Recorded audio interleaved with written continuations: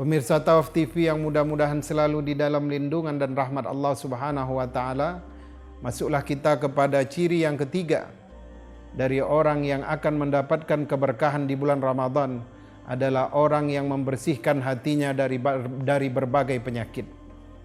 Penyakit-penyakit hati seperti sombong, hasud, dengki, iri hati, riya, kemudian menggantinya dengan sifat-sifat yang mulia. Sifat-sifatnya para nabi, para rasul, para sahabat, yaitu zuhud. Tidak berlebihan dalam mencintai materi dunia. Kemudian sifat qanaah. Sifat qanaah adalah sifat-sifat orang-orang yang selalu merasa bersyukur dengan apa yang telah dimiliki dan yang diberikan oleh Allah Subhanahu wa taala. Sifat tawadu adalah sifat rendah diri.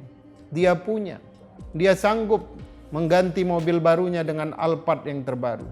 Tetapi untuk menghindarkan ketinggian hati menjadi sombong, untuk menghindarkan hasad, iri hati dan dengki, dosa bagi orang lain, maka dia mengganti mobilnya dengan yang biasa-biasa saja. Nah, ini yang dinamakan juga termasuk di dalamnya sifat zuhud dan sifat tawadu. Pemirsa Tawaf TV yang dimuliakan oleh Allah Subhanahu wa taala, Ramadan adalah momen di mana kita melatih hati kita untuk diobati dari berbagai penyakit-penyakit dunia yang selama ini mendera. Sebagaimana Rasulullah sallallahu alaihi wasallam pernah ditanya oleh sahabat Abdullah ibnu Umar, "Ya Rasulullah, ayu a'mali afdal? Ayu amalil afdal? Amalan apa yang paling baik ya Rasulullah?" Qala Rasulullah sallallahu alaihi wasallam, maka Rasulullah menjawab, al-qalbil mahmum. Ya, wa saduqil lisan wal qalbil mahmum. Rasulullah menjawab amalan yang paling baik adalah lisan yang benar, lisan yang selalu berkata benar, lisan yang selalu berkata jujur. Kemudian al-qalbil mahmum adalah hati yang bersih. Maka sahabat bertanya lagi, Abdullah bin Umar bertanya lagi, kalau tentang saduqul lisan, berkata yang benar, itu kami sudah paham. Tapi ini al-qalbul mahmum ini apa? Al-qalbil mahmum. Maka Rasulullah mengatakan at-taqi wan naqi, yaitu hati orang yang bertakwa, yaitu dan naqi, yaitu bersih. Takwa dan bersih, itulah al-qalbil mahmum. Dan itu menjadi amalan yang paling baik.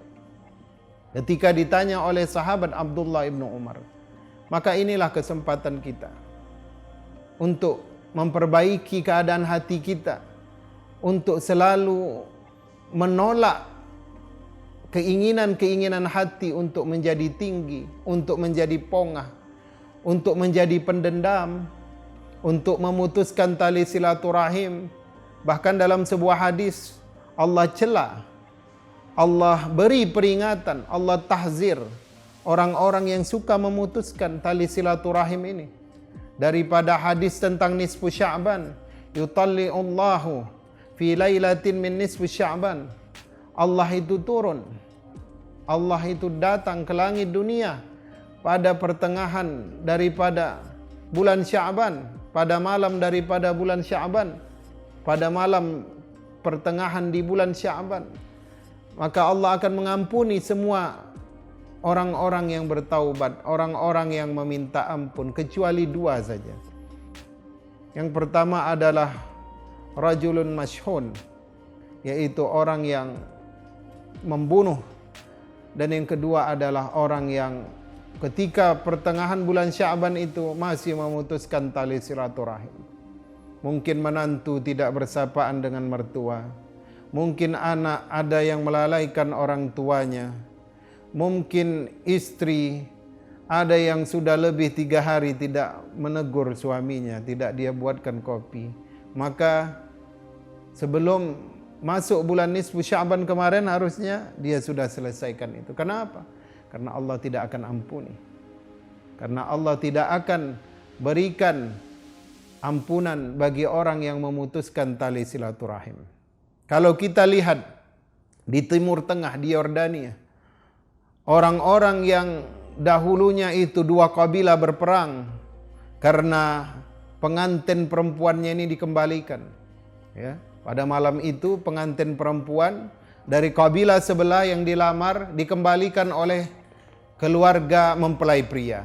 Maka terjadilah peperangan, terjadilah tembak menembak misalkan ya, ataupun mereka saling membenci dengan kebencian yang sangat bersangatan.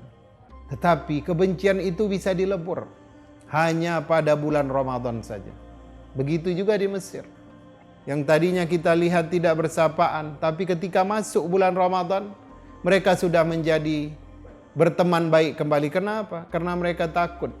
Kalau gara-gara tidak bersapaan ini, memutuskan tali silaturahim ini, mereka tidak akan mendapatkan keberkahan daripada bulan Ramadan.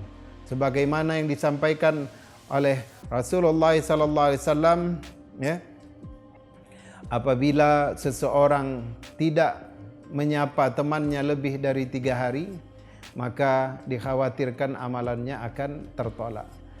Pemirsa yang dimuliakan oleh Allah Subhanahu wa taala, maka marilah kita di bulan suci yang mulia ini kita perbaiki hati kita.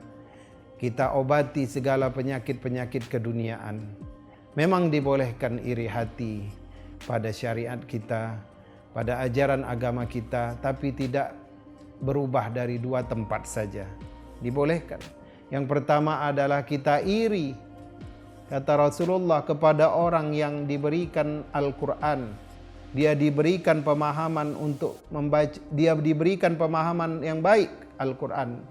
Dia juga membaca Al-Quran dengan baik. Orang mendengarnya syahdu. Orang mendengarnya bisa lembut hatinya. Orang mendengarnya bisa menjadi bertaubat. Kemudian dia baca Al-Quran pada waktu siang. Dan dia qiyam pada waktu malam dengan menghabiskan bacaan Al-Quran. Maka kita boleh iri hati kepada orang tersebut dengan mengatakan, ya Allah, seandainya juga aku diberikan Al-Quran sebagaimana yang dia pahami, suara sebagaimana dia bertilawah Al-Quran, maka aku akan bahagia. Dan iri yang kedua adalah iri kepada orang yang diberikan Allah kelebihannya harta. Kemudian dengan harta itu dia mengejar keridhaan Allah. Kemudian dengan harta itu dia mensejahterakan orang-orang yang lemah. Maka kita boleh iri juga pada hal tersebut.